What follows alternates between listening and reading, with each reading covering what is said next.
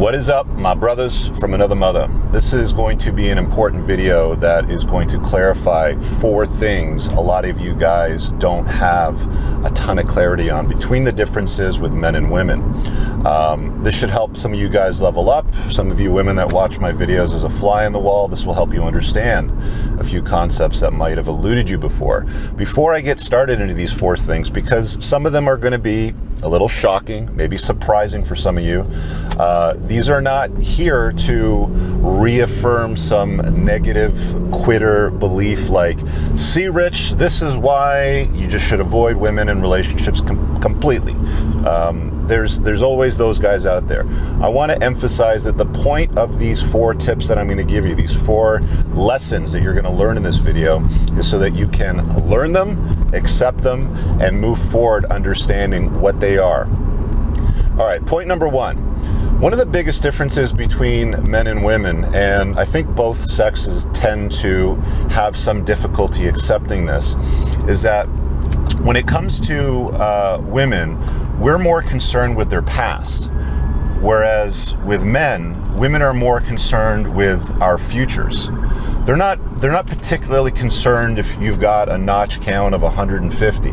It's not that significant to them. In fact, in some cases, it's almost desirable for women to know that men have had some experience and they understand the dynamics between men and women. On the other hand, though, they're more concerned with men's futures. What is your ability to provision and provide in the future? Can you make it rain? Do you know how to make bank? Are you a competent guy that can get stuff done? Or are you the type that, when difficulties enter your life, you quit, you sulk, you complain, and you whine about it? Women want to know that they're with a strong guy that, again, can make it rain, that can get things done, that can solve problems, that has competency skills. It's been that way throughout history, and it's always going to be that way. That's never going to change.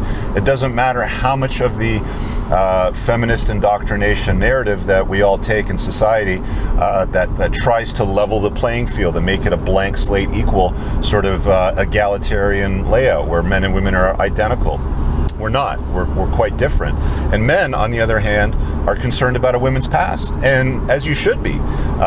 Most of you guys out there want to get into some kind of long-term relationship with a woman or want to have more positive interactions with women. And some of you guys still make an incredibly bad choice allowing or inviting problem women with problem pasts into your life. She's been around the block. Guess what, guys?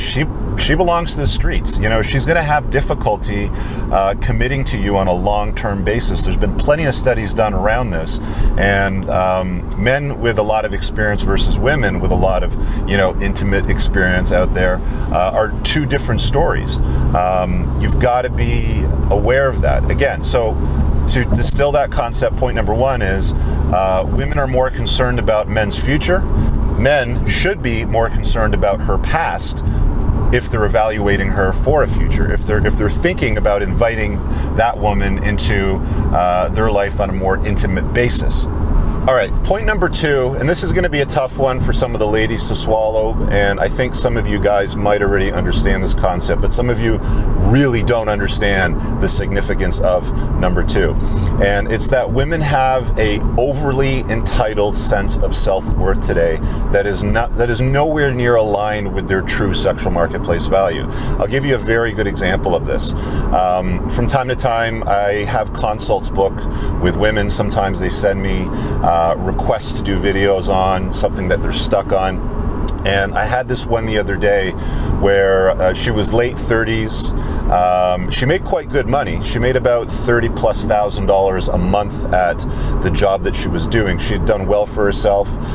She figured out, she had cracked the code on the company of one, working for herself, broadcasting information and making some money at it. And again, she'd done quite well. But here's the catch.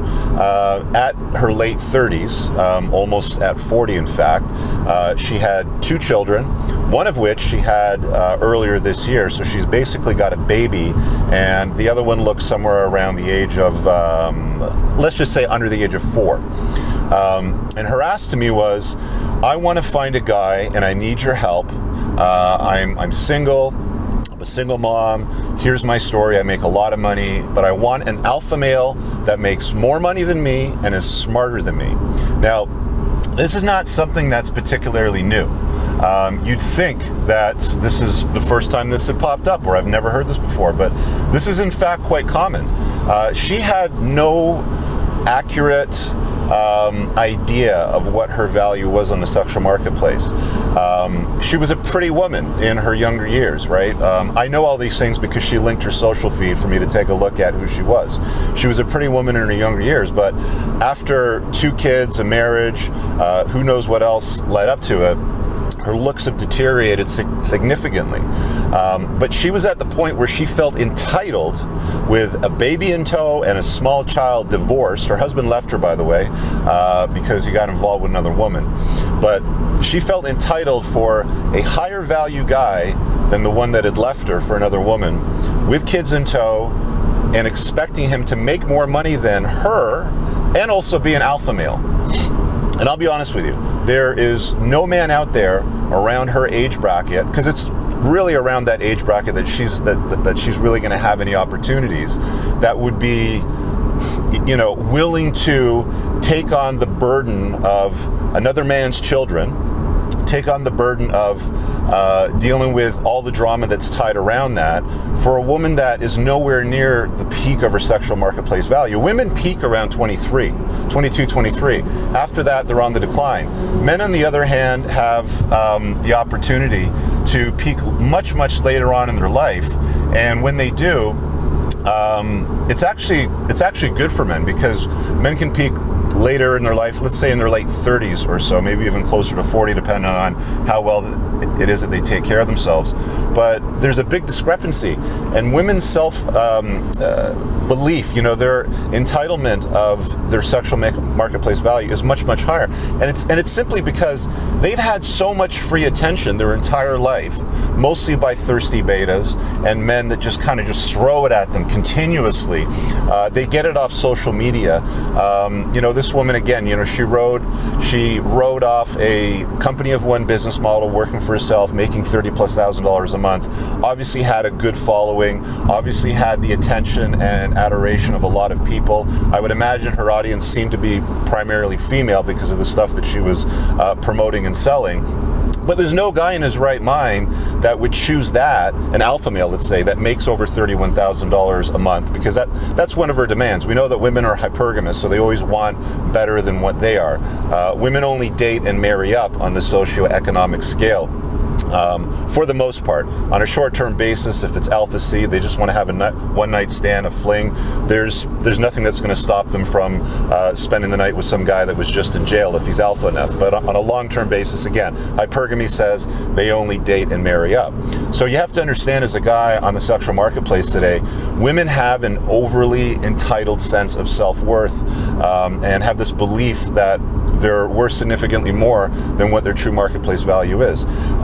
Women struggle with that. They have a very, very hard time accepting that. At some point, they may smack into a wall and realize, oh wow, that was an eye-opener. There's usually some moment where they realize, I need to lower my expectations. I need to have a more realistic standard of my worth out there, because it doesn't matter how much money women make, they don't share it with men. Men are dumb. We share our pot of gold with women. Women don't share their pot of gold with men. On a long-term basis, they have the expectation, again, as I described with this woman's request, that they connect with somebody that is better off and of course, ticks off all these boxes, is so alpha.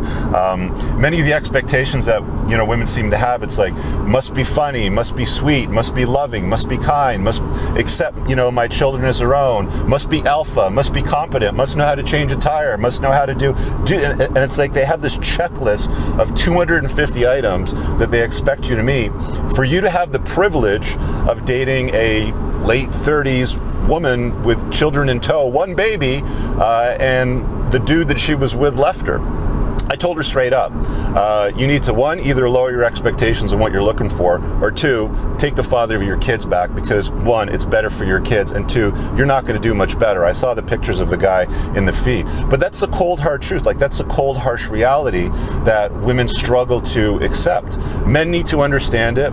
Women are unlikely to want to accept it at some point. But again, this is number two, guys. This is a reality. All right, let's hop into number three. And with this one, it's quite simply, there's no good girls. The only difference between good girls and bad girls is the bad girls have been caught. The good girls haven't been caught yet, or they haven't been revealed yet, if you will. All women have somewhat of a peppered past. Some it's worse than others. Somebody sent me this link. They tagged me in this link on Instagram the other day, and it was an interview with, the only way to describe it is quite possibly the most thoughty looking chick you've ever seen, with her girlfriend in an interview talking about the 7 guys that she performed oral on, one after the other, and thought that she had some value. She basically sold herself like, oh, but I didn't sleep with them all. Even though they all ran a train on her face, she thinks that she's got, some value because she didn't sleep with them. Women aren't going to walk around telling guys about their peppered past. It exists for many of them. This one was dumb for actually documenting it, because at some point it's going to come back to bite her in the ass. Again, like I said with point number one, men are most concerned with a woman's past, right?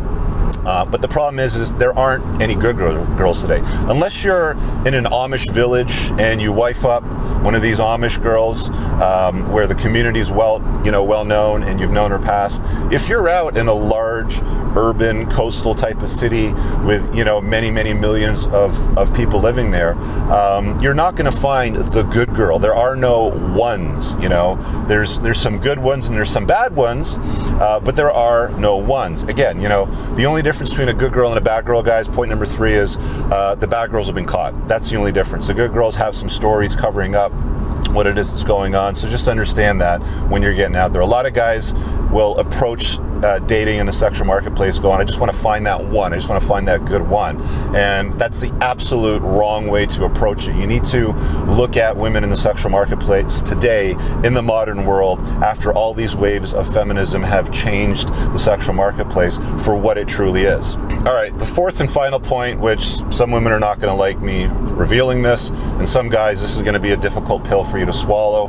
Number 4 is, you're probably not her first choice. There's this concept of the alpha widow, and let me distill it for you this way. I'm going to share the story with you. There was a guy that I was coaching at one point that was dealing with some difficulty trying to get over some one-itis with this girl that he had an unhealthy attachment to.